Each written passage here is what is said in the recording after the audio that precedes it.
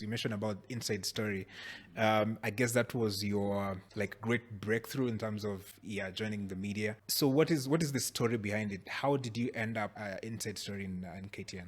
So the Inside Story brand existed before I joined KTN, years before. I believe, like I said, Julie Geshuru at the time, she was Julie Butt, was the anchor for the show. I remember people like John Mwendwa and a few others, Solomon Mugera, a couple of other guys contributed pieces to it. And so I used to like that kind of magazine format for storytelling.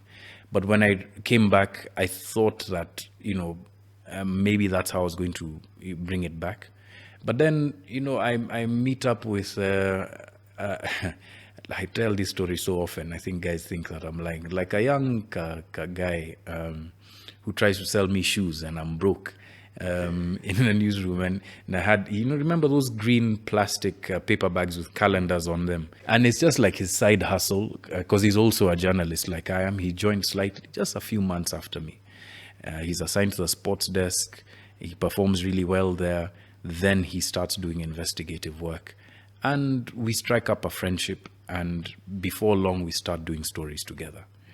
And then, when we stumble onto our big pieces, then, he thinks, okay, well, my brand is Jicho Pevu. And I thought, maybe let me call mine The Inside Story, as an ode to, all of those great journalists in the past. And that's how Inside Story then now re-emerged.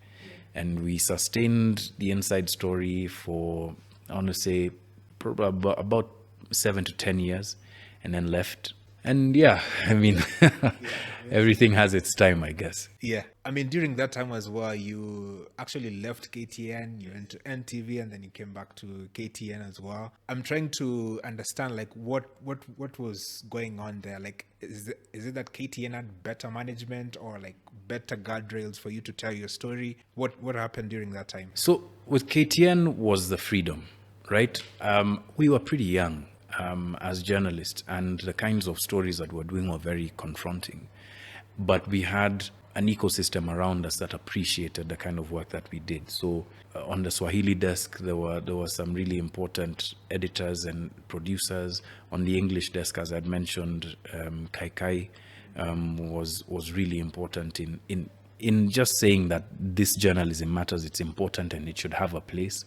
And that appreciation then cascaded throughout the newsroom. So for KTN, it was the space to start, make your mistakes, within reason, and grow. And at that time, KTN was like the big brand. So it was very easy to be able to build one's brand. I moved to NTV more for personal reasons, in that there was nothing wrong with KTN.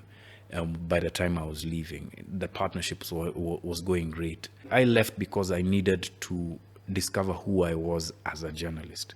Remember at the top of the podcast, I said, like, things kind of like percolate for me a little slower than others. And I just felt that unction to move and sort of now be the one who is in charge of my own storytelling, my own features, etc. How would I tell these stories? How would I learn? How would I grow?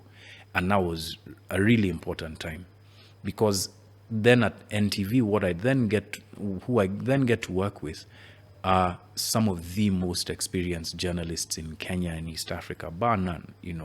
I get to meet people like Charles Onyango Obo, who I was a great admirer of his writing. Robert Nagila, who we were sort of like friendly competitors with across. I come and then I work with him and I see his work ethic. People like the late, great Rita Tinina. I meet her there, and we even anchor stuff together. We went and did this series of shows called the County Edition. That was so foundational in just helping me grow and appreciate not just my own journalism, but the country. I got to see Kenya as a journalist properly when I was at NTV, because we went to all 47 counties, and I also did some great work there. Then now it was time to return and build what my thoughts were around where journalism ought to go: long form, more special project focused, and then after that I left to start Africa Uncensored.